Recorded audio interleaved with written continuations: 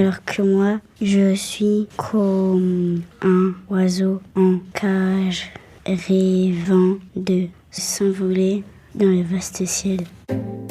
Mots parleurs, un podcast de lecture à voix haute à l'hôpital. Saison 3, épisode 13. Nous sommes dans la salle de réunion du Centre référent des troubles du langage et des apprentissages de l'hôpital Bicêtre. Dans cet épisode, vous entendrez Alexis, Ariel, Awa, Chloé, Demba, Ifaloa, Joaxel, Léo, Louise, Noya, Sian, Thierry et Zoé.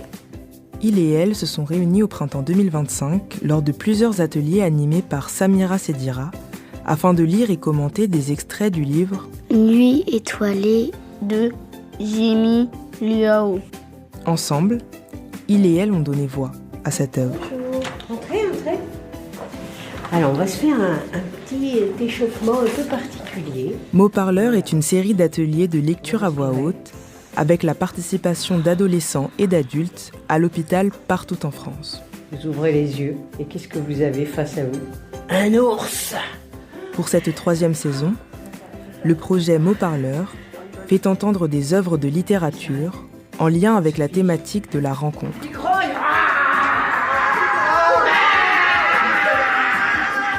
Ce projet est une proposition originale du Centre national du livre en partenariat avec l'Assistance publique Hôpitaux de Paris. Il tombe. Donc alors ici on est dans la petite salle de l'hôpital du Kremlin Bicêtre où tous les mardis matins, avec 2 groupes d'enfants qui ont entre 9 et 12 ans, nous avons fait des ateliers, lecture, théâtre aussi. Et aujourd'hui, donc, nous allons procéder à l'enregistrement de cette lecture autour d'un texte qui s'appelle Nuit étoilée. Donc Nuit étoilée, c'est l'histoire d'une rencontre. La rencontre de 2 enfants singuliers, très particuliers, très solitaires, qui vont se trouver des points communs et décider de prendre la fuite, de fuguer et de faire un long voyage. Et voilà. Alors, on va faire comme on avait fait la dernière fois. Vous vous souvenez, on se passait nos prénoms, d'accord ? Très bien. Allez, je commence. Samira. Samira. Pauline, Ludovic, Léo, Carole, Awa, Diane, Ifaloa, Zoé, Samira, plus vite. Alexis, Charlotte, Louise, Samira, plus vite. Pauline, Ludovic, Léo, Carole. Awa, Sian, Ifaloa, Zoé. Très bien. Alors maintenant, on va commencer de se raconter l'histoire ensemble. D'accord ? Si vous voulez, je commence. Et puis on poursuit. On partira à droite et ainsi de suite. Donc c'est au début du livre, on est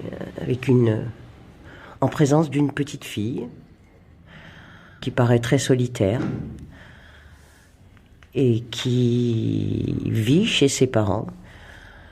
Et pendant ces toutes premières années, elle a vécu chez ses grands-parents. Elle est revenue chez ses parents et elle habite en ville. Est-ce que tu te souviens comment ça se passe avec ses parents ? Ça se passe mal et il y a beaucoup d'embrouilles avec ses parents. Sa mère, elle n'est pas à travail jour et nuit et son père, il n'est pas là. Quand tu veux passer le relais, tu passes le relais à ton camarade. Son père, il a toujours des appels. À l'école, il a toujours des soucis avec des autres camarades.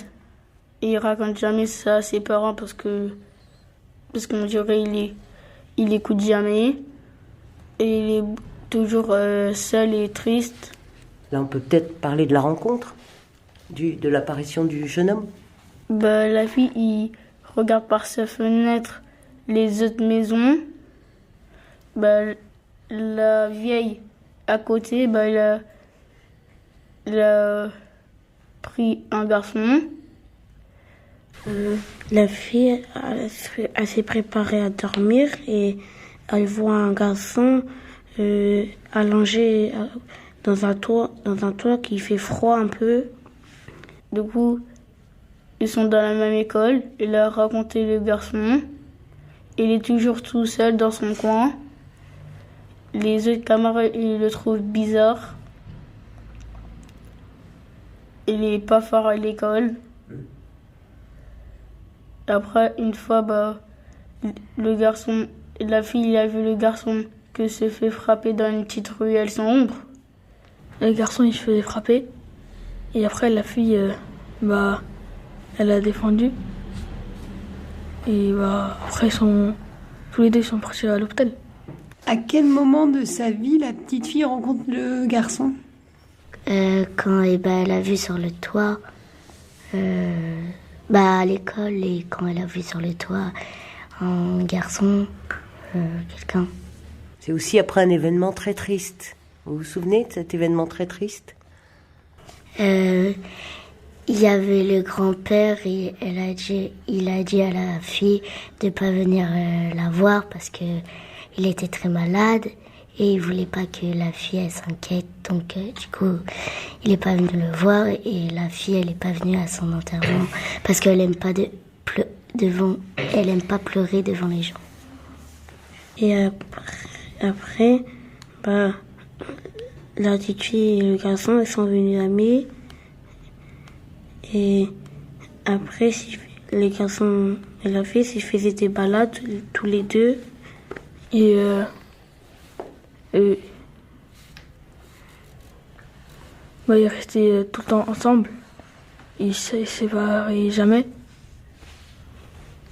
Donc là, tu racontais qu'en fait, ils deviennent amis, ils commencent à faire des choses ensemble. Et qu'est-ce qui se passe alors après? Ils deviennent amis et ils sont amis à l'école. Et après, ils sont rentrés chez eux. Il a eu un accident. Du coup, tous ces poissons sont morts.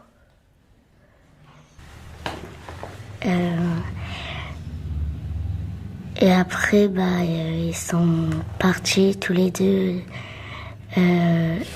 aller dans la maison du grand-père et de revoir la maison.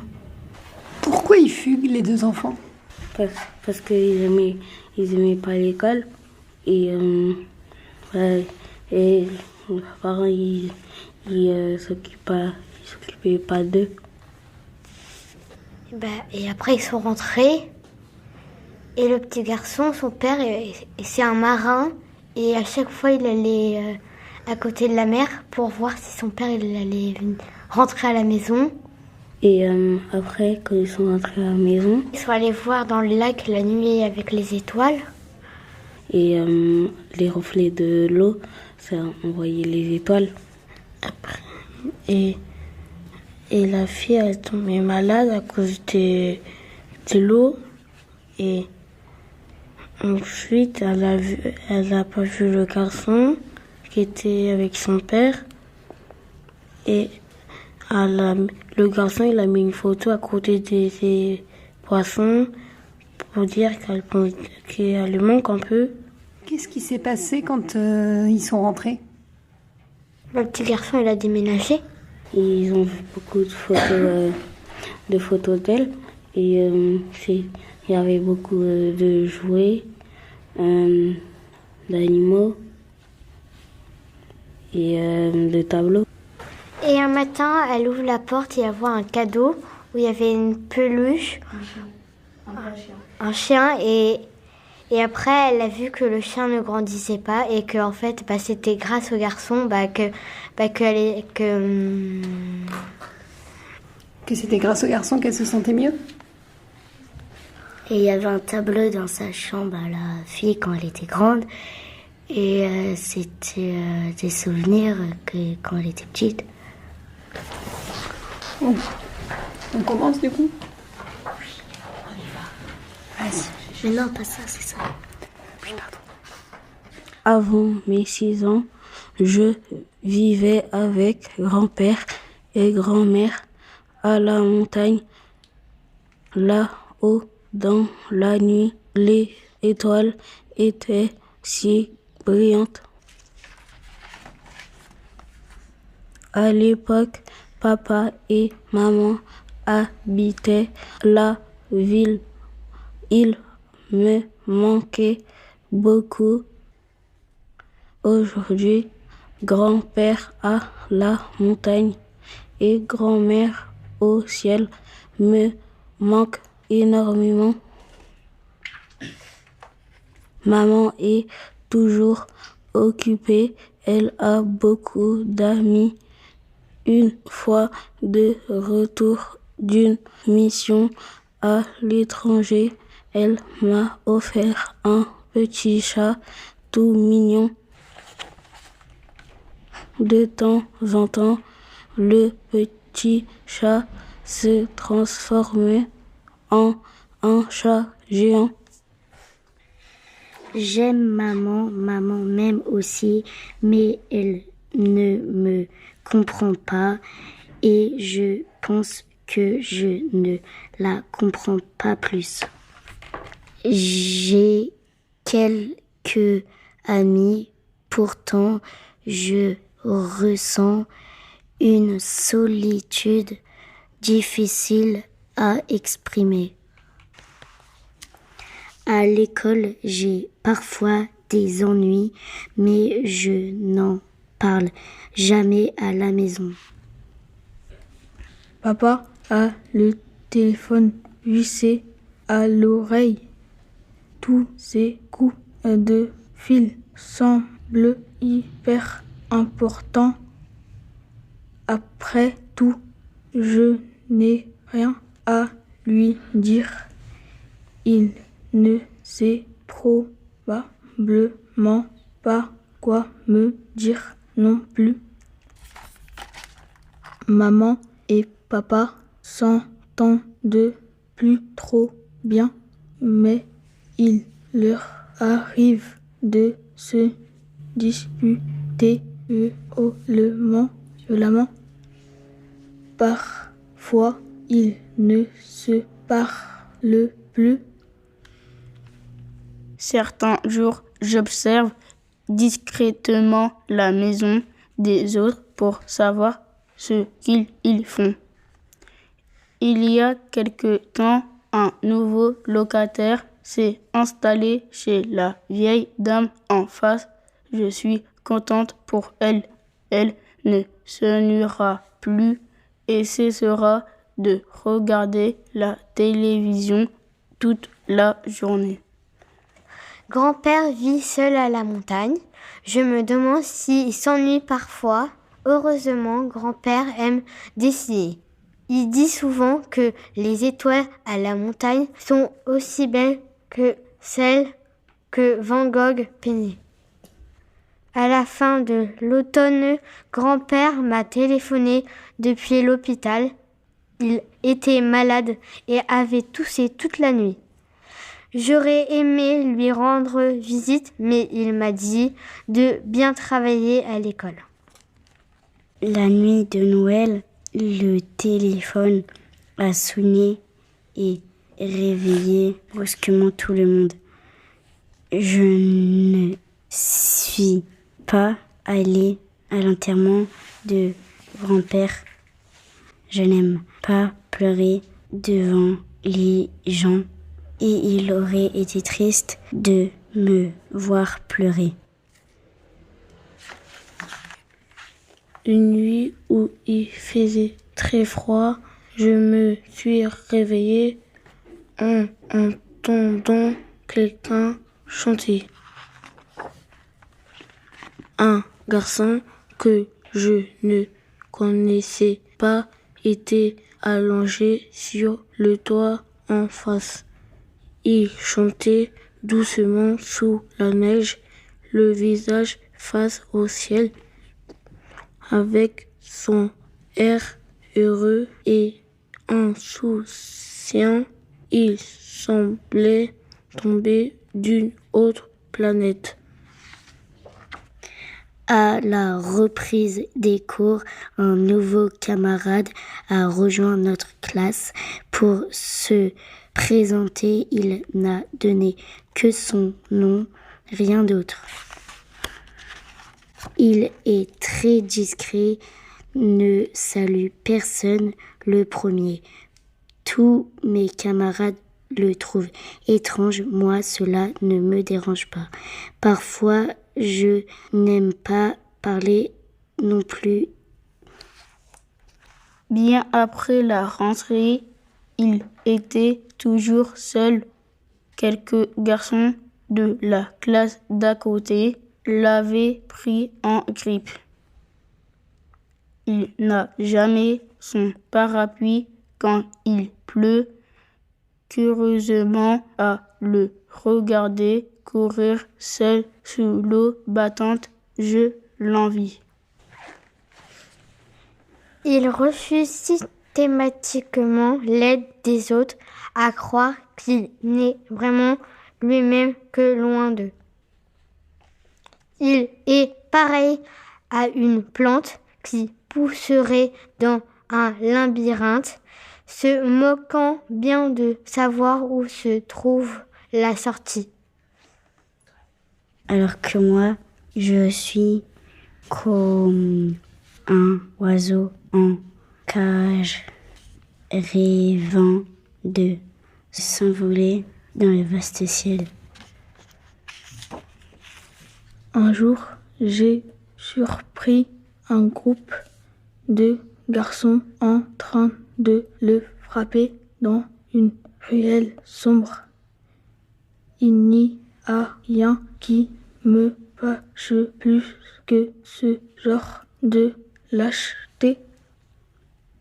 Nous avons pris des coups tous les deux, mais je pense que ces petites brutes ne recommenceront pas de sitôt.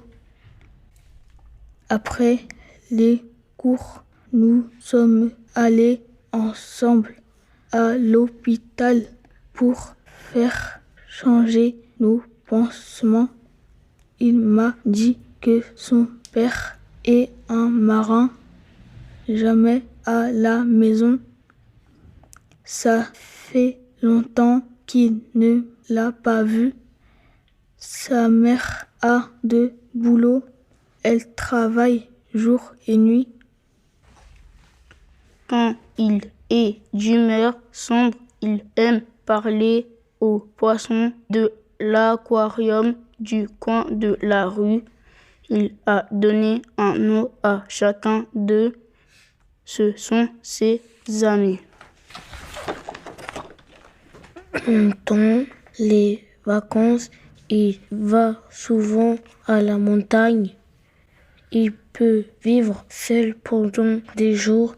Il sait se débrouiller dans la nature.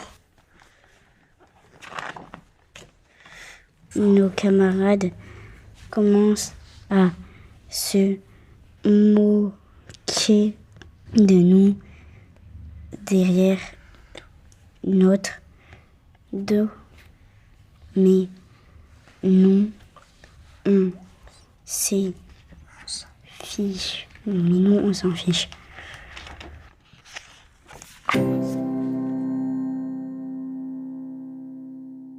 Juste avant que vous commenciez, parce que je ne vais pas vous déranger pendant la séance, je vous rappelle qu'aujourd'hui c'est 2 heures, d'accord, pour que vous ayez le temps justement d'enregistrer. Vous allez faire ça tranquille. Les autres la semaine dernière étaient un petit peu comme vous au début, puis après ça s'est super bien passé, d'accord?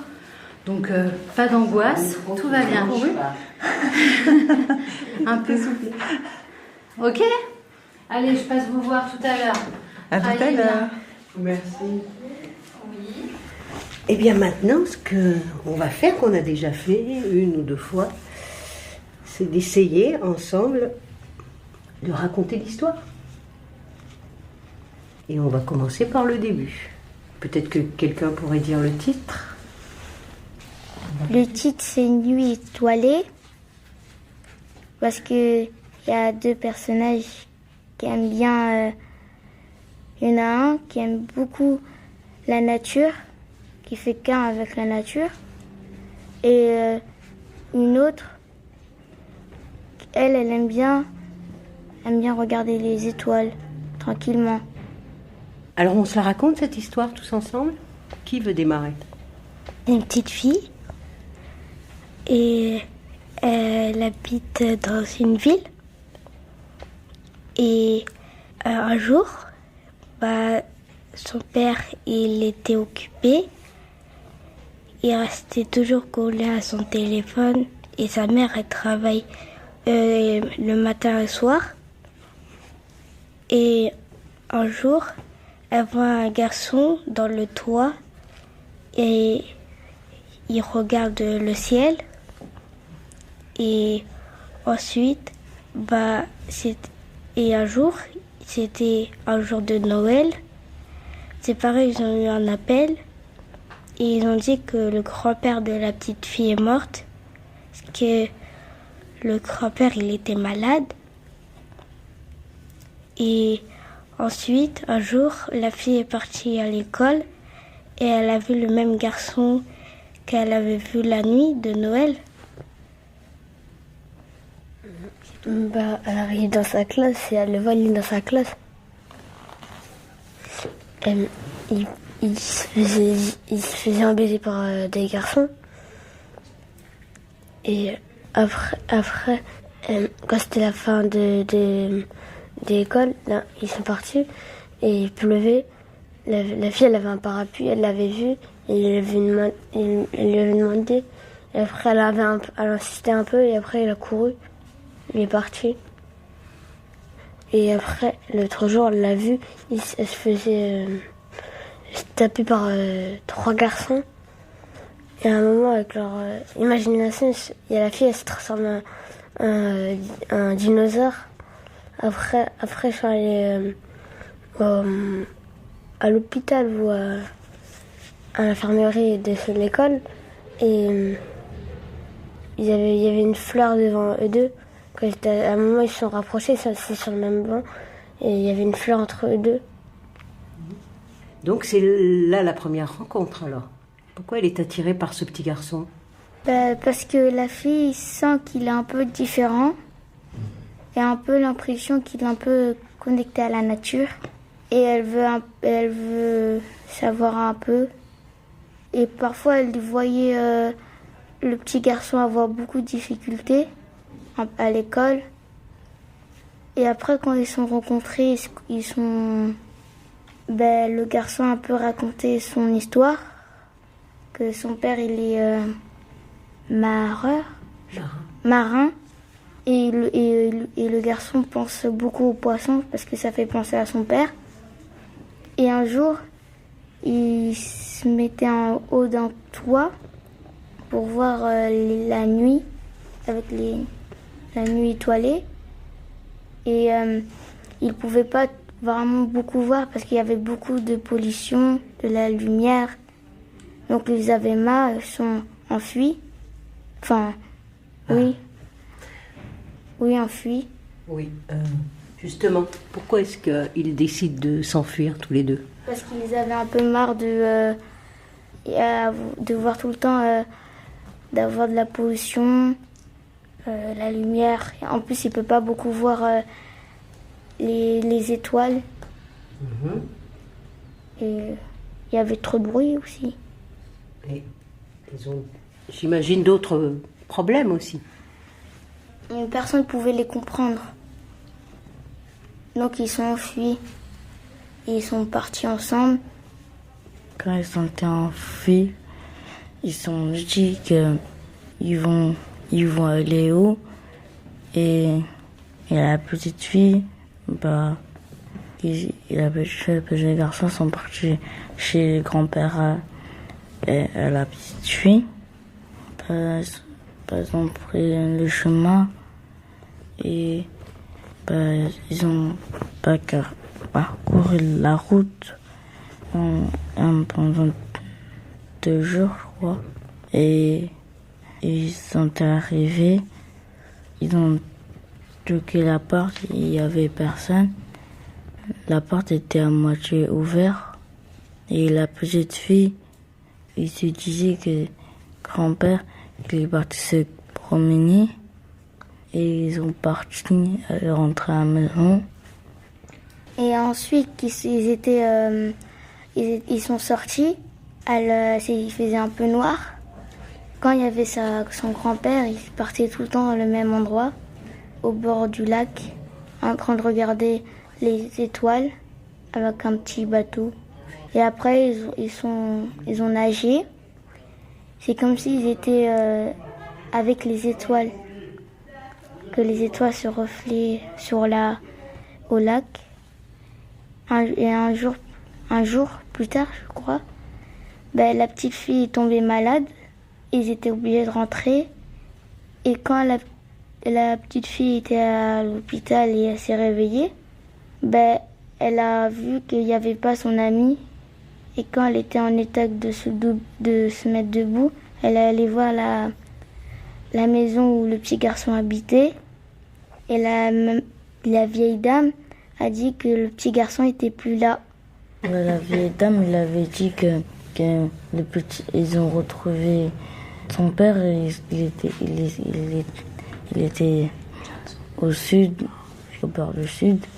Ils ont retrouvé le bateau et la vieille dame, elle a dit qu'ils vont partir ensemble m'habiter maintenant. Ils sont déménagés. Et après, la vieille dame a dit « Viens voir ». Et ils sont allés à la chambre du petit garçon. Il y avait plein de petits poissons, baleines, dauphins et même une petite photo d'elle. Donc la petite fille était contente parce qu'elle savait qu'elle était rentrée de la vie du garçon. À la fois, elle était contente et un peu triste parce qu'il était parti. Elle avait compris, le garçon comptait beaucoup pour elle. Et elle savait, le garçon n'oubliera jamais. Et un jour, derrière sa porte, elle a eu un chien. Et cette fois, il grandissait pas. Et voilà. Alors, on va commencer. Regardez, je vous montre. On commence par Demba. Regarde, Demba, j'ai une idée.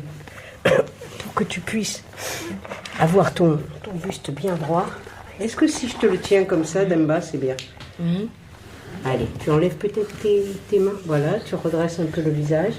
Voilà, tu vas voir, là, les mots passent tout seuls. Attention. C'est bon. Notre travail scolaire est pesant. Nous avons souvent envie de nous enfuir, mais où?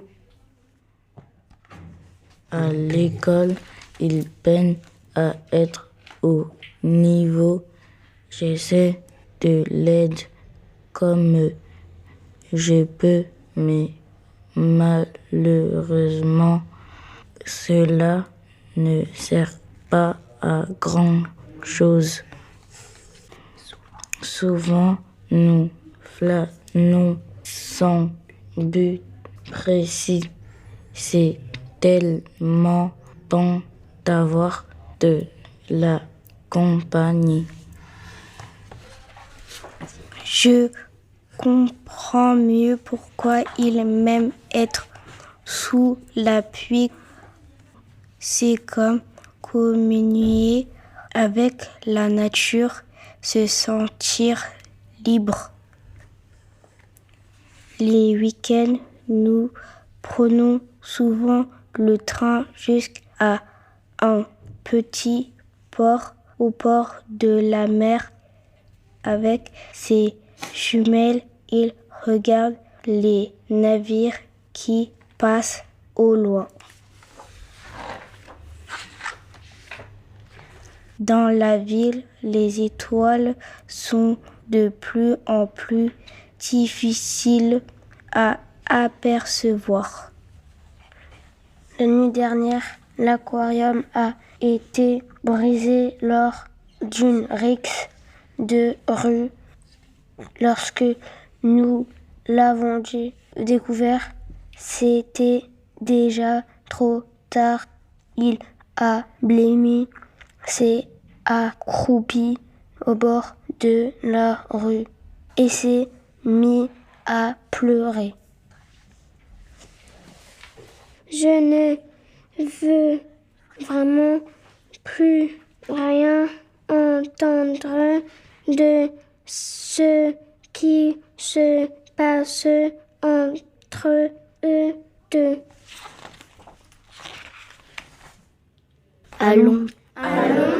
Quittons cette ville. Quittons cette ville. Alors, vous vous souvenez de cette maison du grand-père dans la forêt? Vous vous souvenez de ce que dit la petite fille de cette maison? Elle dit qu'il y avait une ambiance très joyeuse, qu'ils étaient très heureux, qu'il se passait des choses entre le grand-père, la grand-mère, elle. Quels seraient les sons de cette maison joyeuse? Vous vous souvenez? Elle a passé ses 6 premières années avec ses grands-parents. Vous vous souvenez de ça? Et elle raconte comment ça se passait dans cette maison. J'ai gagné. Des pâtes. Allô. Moi, je voulais au doudou. On va préparer une pizza. On va dormir. T'es trop drôle. Oh non, j'ai encore perdu. La nourriture est prête. On joue de loin. Tu crois? Ami. Paris, allez au lit. Bonne nuit.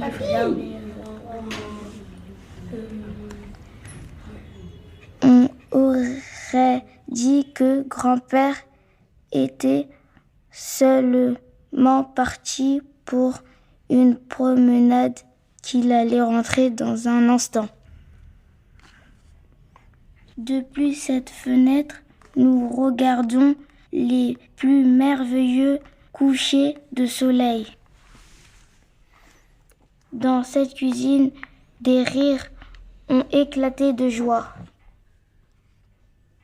S'il ne restait que nous deux dans le monde, aurais-tu peur? Grand-père avait l'habitude de me tenir par la main lorsque nous traversions la forêt silencieux lentement. Au bout de la forêt, il y avait un beau lac. Il menait la barque jusqu'au milieu et nous restions là écoutant le clapotis de l'eau. Quand le brouillard se dissipera, le plus beau des ciels étoilés apparaîtra. Après notre retour à la maison, je suis tombée très malade. En revenant en classe, j'ai appris qu'il avait changé d'école.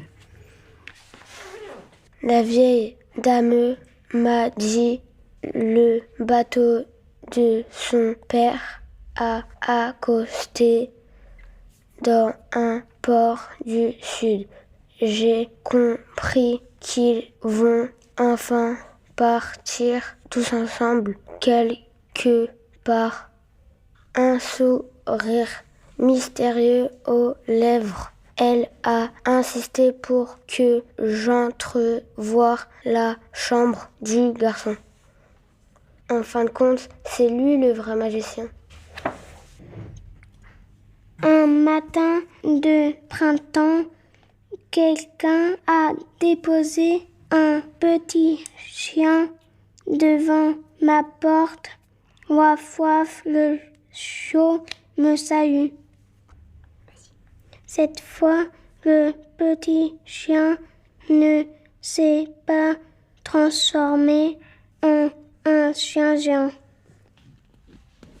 Je ne l'ai jamais revu, mais je me souviendrai toujours de cet été et de ce nuit étoilée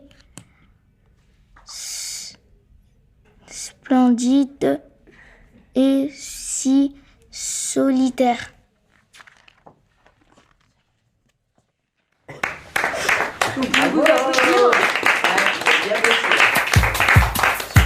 On peut être très fiers de vous. Vraiment. L'épisode que vous avez écouté a été réalisé par des patients et personnels de l'unité de rééducation neurologique infantile à l'hôpital Bicêtre de l'AP-HP, situé au Kremlin-Bicêtre, accompagnés par Samira Sedira, Lise Merel et les orthophonistes du service. Générique prononcé par Kélia Achibégué, finaliste 2020 du concours Si on lisait à voix haute. Enregistrement des ateliers et montage par Benoît Artaud.